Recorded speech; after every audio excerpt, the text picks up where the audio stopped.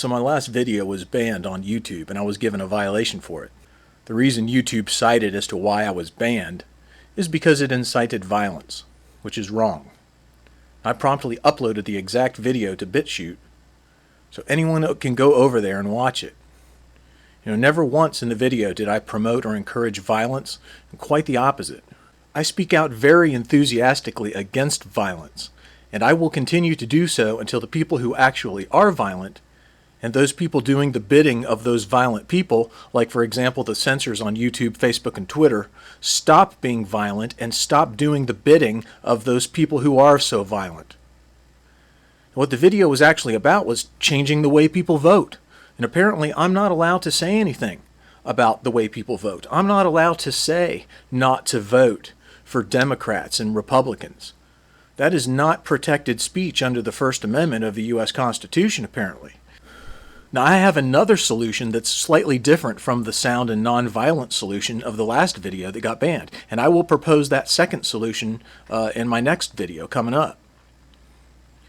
But you see, YouTube is very self-assured and confident in its ability to censor members of its community and content creators because it won a 9th U.S. Circuit Court of Appeals decision in Prager University versus Google LLC et al., 9th U.S. Circuit Court of Appeals number 17-06064, where the High Court decided that private companies like Google, Facebook, and Twitter are not state actors and are not subject to First Amendment protections. Obviously, we can't go into a restaurant and start inciting violence in the dining room in front of other customers because that is private property, and the owners are in their legal right to throw us out if we don't shut up. And what gives YouTube confidence is the concept of precedent law, that this case, the appeals court reviewed, paves the way for other such cases in the future where angry members like myself will lose in court again because the judges will simply refer to Prager University versus Google LLC in determining how to rule.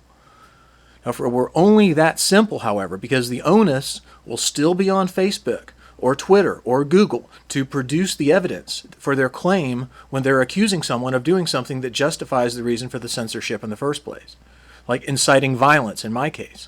If they're going to use that as the justification for banning me or banning my video or slapping me down or shadow banning me, whatever it is they want to do to censor me, they're going to have evidence in order to produce that in court, if they're going to want to win in court. So, they might have the carte blanche to just ban whoever they want for any reason, but they have to be able to say that too. Now, and if they do that, that's going to be bad for business. I mean, they're going to face the music in other ways, whether they win or lose in a particular court case. Like even if I lost the case and they said, well, we don't care who you are, we don't care whether you incited violence or not, we don't like what you said and we don't agree with it, and we're protecting, the people that we're protecting, which isn't you, and so we're going to slap you down. So even if they can do that and they win in court, and they might, I can't say that I would win for sure, but they might be able to beat me in court on this. And even if they do, but if they're going to come out with that kind of approach and just ban people just for the hell of it, just because they want to, they are going to be in dire straits moving down the road, because there are going to be other people, other companies coming up that aren't going to have these problems, that aren't going to take that approach, that are going to respect our First Amendment rights. BitChute is hopefully, so far, nobody can predict the future, they might sell out too. Who knows what's going to happen in the future? But right now, BitChute is one of those companies.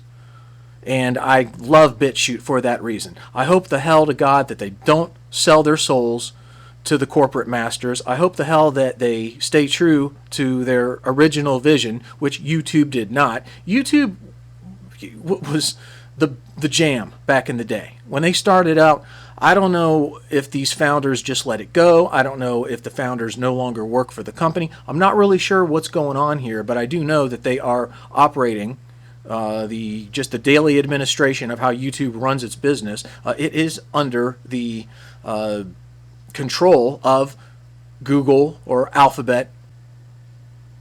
Whether there's precedent or not, that doesn't mean many other instances of fighting back against censorship won't rise up through the courts. In other words, if you are if you own a restaurant and somebody is causing trouble in your restaurant and you throw them out and then they sue you for throwing them out and you have to go to court and justify throwing them out and you win that case, that doesn't mean that there isn't going to be somebody else coming into your restaurant and the very same thing happening again. It doesn't mean that you're all of a sudden you win a case like this. You have a buffer, you have a slight layer of protection. Well, I don't know about slight. You have an added layer of protection from losing again. You know, once you win one time, your chances of winning again, if the exact same thing happens, or maybe not the exact same thing, but a very similar thing happens, you have a higher percentage chance of winning in court again. I concede that.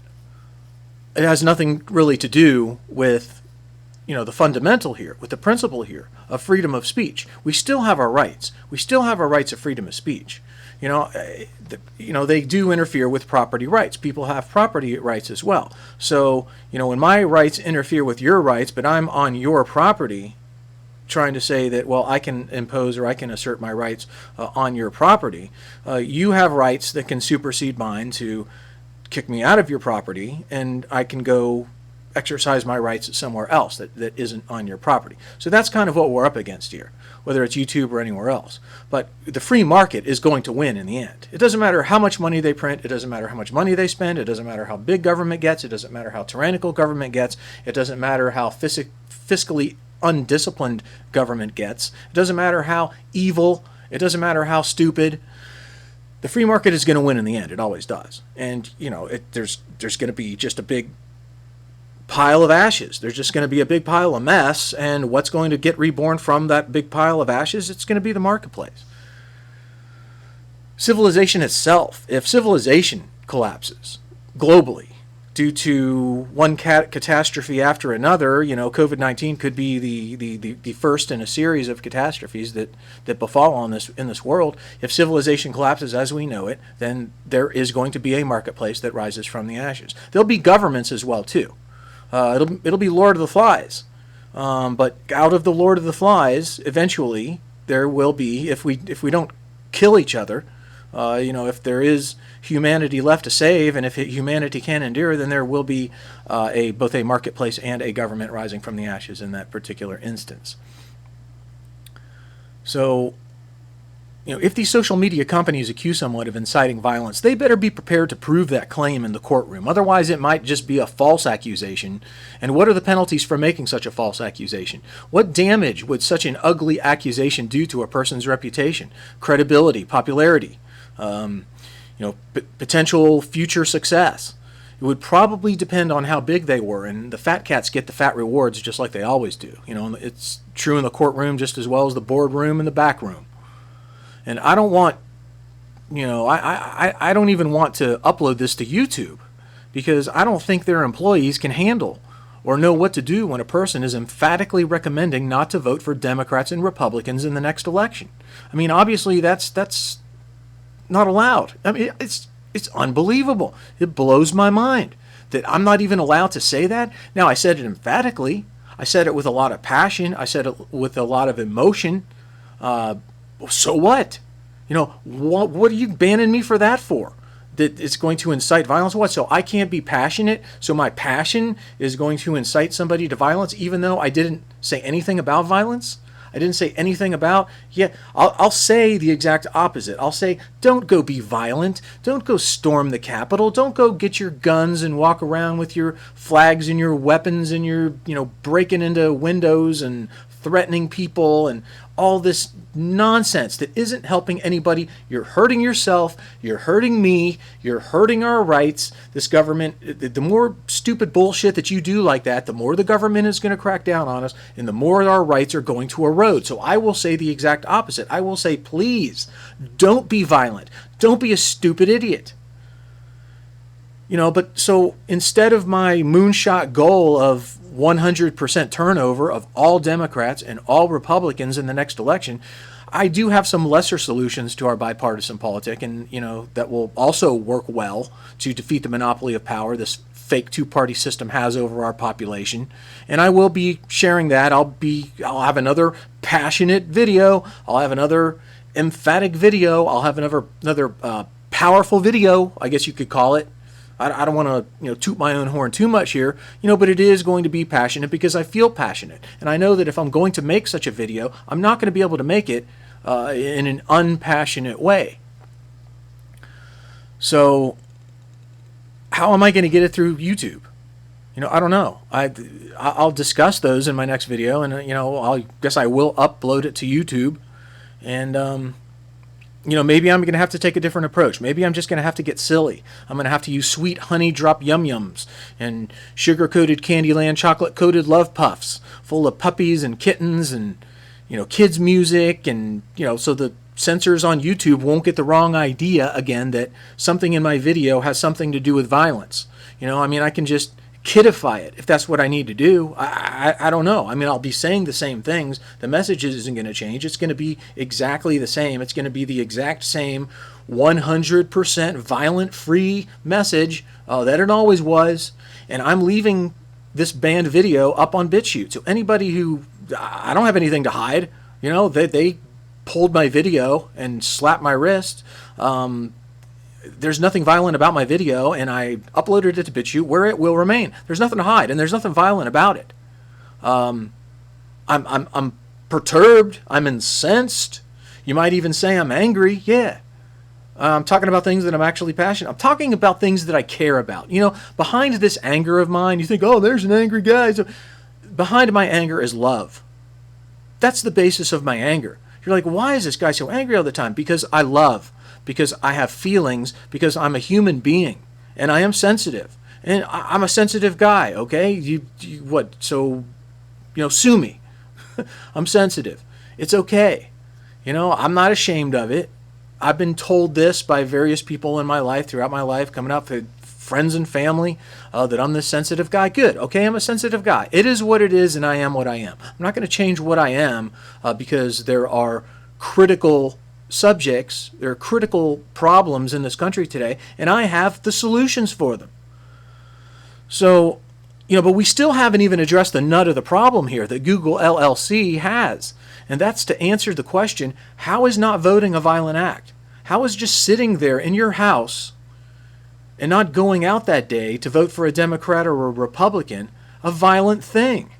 How is making a suggestion or a recommendation or cajoling or convincing someone not to vote for a Democrat or a Republican, how is that inciting violence or a violent thing? Because I assert, and I will do this here, I'll do this in a public debate with a member of Google LLC. I'll do it in a court of law to either defend myself against a violation of my rights, or I'll to go on the offense and punish someone who unjustly did violate my rights.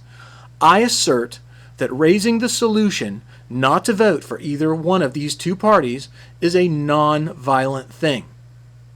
It is non-violence to not vote for violent politicians. What these politicians do as a matter of either law in the form of acts of Congress or as a matter of policy by executive order, it's violent.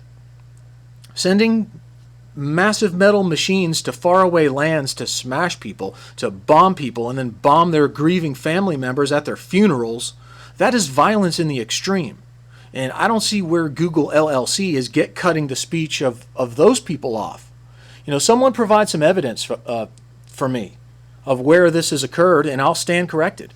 That's a very minor correction, but what it would do is give at least a shred of evidence that Google truly cares about violence when it isn't politically correct or helpful to their profits. And I would love to see some evidence here that what we're really interested in isn't money, but it's actually a principled stand against violence. I would be one of YouTube's most valuable, prized content creators if they had a genuine interest in anti-violence, because that's my jam. You want to know what the real heart of my message is? I have a libertarian slant, obviously, if anybody hasn't figured that out yet. My real jam, what the real vein, what the real underlying principle of my argument is nonviolence. It's anti-violence. My previous videos, such as my 3-part series on racism, which I highly recommend people go watch, especially part 1. Everybody ignores part 1. Part 1 is the most important part. You start with part 1. It's a story that I tell. And of course it has a point at the end, but you have to watch the whole thing. to build up to, you know, what in the world am I talking about? But all of the racism videos, the part 3 is 45 minutes long. All of these 3 parts on racism, they contain some of the strongest anti-violence messages I've ever seen on YouTube. And, you know, again, I'm tooting my own horn, but post in the comment section below what the strongest anti-violence messages are on YouTube, or BitChute for that matter. I don't want to pick on BitChute. It doesn't matter whether it's on BitChute or not, because, you know, I'm not getting blocked on BitChute. I'm not getting banned on BitChute. But YouTube, going back to YouTube, please post in the comment section below, whether this is YouTube or BitChute, what are the strongest anti-violence messages anywhere on YouTube today. I'd love to take a look at them. I'd love to read them.